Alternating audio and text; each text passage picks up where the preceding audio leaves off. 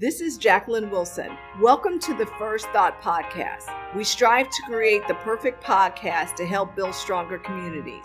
Each and every week, we give you different topics that will provide individuals with background information and keys to help you build a better future.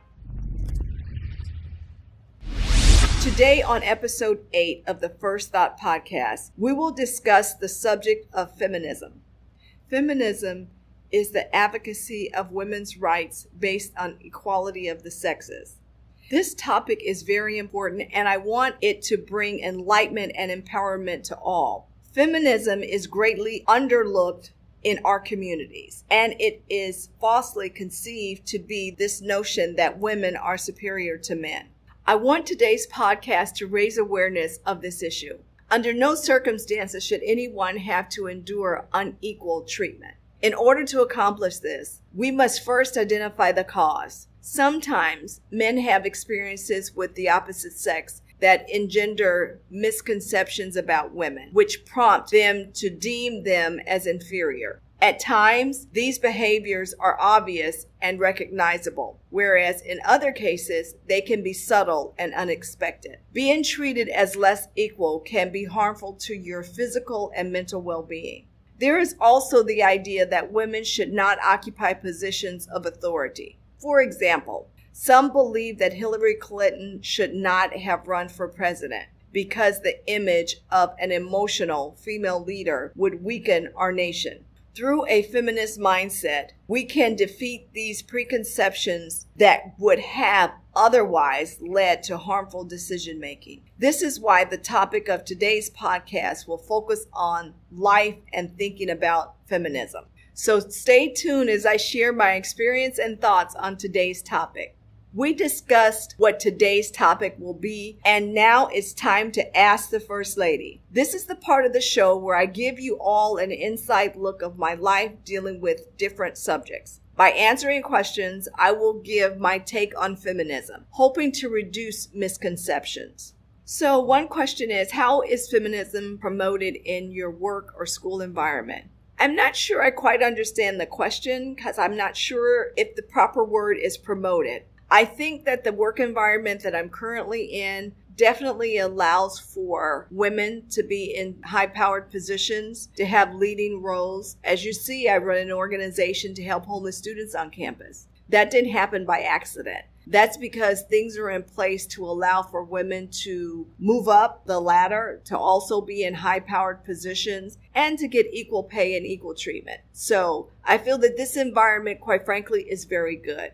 I have had situations in corporate America, and being a woman, African American, and leading the charge of my team most often with the highest in sales, I did feel that it was, lonely at the top. So I wanted to reach out to other women to apply, come see if you wanted to work in the industry, whether it was telecommunication or energy. So I found that over my career, there were more women that entered the industry, and it made it more of an equal playing field. I would say I gave one example in my previous episode, simply that because I'm a woman, because I look a certain way, because I had a very high profile role in a corporation, it was like, oh, how did you get to be one of the leaders and tops in sales at AT&T, for example? Because I worked my ass off, because I worked very hard to get there. There was no handouts, no here's a special favor because you're a woman. It was just the opposite. I had to work twice as hard. I feel that simply because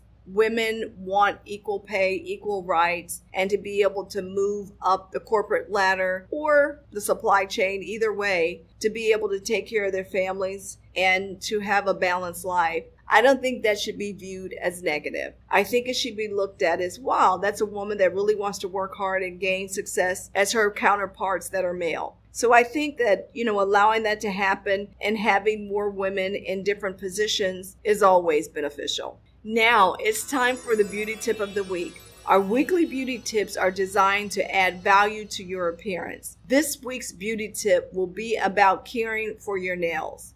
I would just recommend, if possible, don't wear acrylics. I just took my acrylic nails off after having them for about 5 years, simply because my nails weren't growing very well, and I hated to look down and see a broken nail here, a broken nail there. So I decided maybe about 4 or 5 months ago to just let go of the acrylic nails. I started doing my own nails at home and wanting to make sure that I had a healthy nail base. So whether you wear nail polish, wear acrylic, whatever you do, make sure that you moisturize your hands. I would say the first sign of aging are your hands. Everybody thinks it's your neck, but no, it's actually your hands. So what I tend to do, I like to add olive oil to all of my products. So at that point, I know that I have a nice base of oil when I'm applying my lotion or moisturizer. Today, we will close this podcast by giving you some gems from the First Lady. As we come to the end of this episode, the gem for today is happiness. As a person who always has a positive attitude, today's gem is all about happiness. Your happiness doesn't depend on external life circumstances like owning a house or a car. Studies have shown that you can teach yourself optimism and happiness. Being happy is making sure you don't stress about temporary situations in your life. Many people deal with some levels of stress, especially when they're in a financial crisis. Just remember that it's only for the moment, and in the future, you will be on another journey full of surprises. Knowing this, you should try to focus on positive things and stay happy. Do things like listen to music to boost your mood when you are feeling low. Try not to dwell too long on things that aren't going so well in your life at the moment. After all, happiness equals a longer, healthier life.